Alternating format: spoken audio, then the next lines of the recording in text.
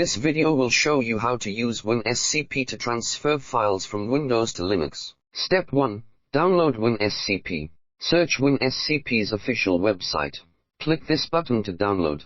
Then click the exe file here to install. Step 2. Connect to Linux.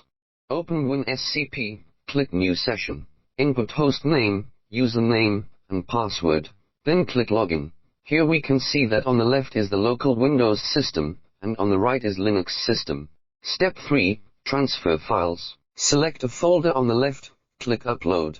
Click OK, wait a moment, and the file is transferred successfully. This is all about how to use WinSCP to transfer files to Linux. If this video is helpful to you, please give us likes and comments. Also you can follow our YouTube channel. We will keep updating useful knowledge about VPS.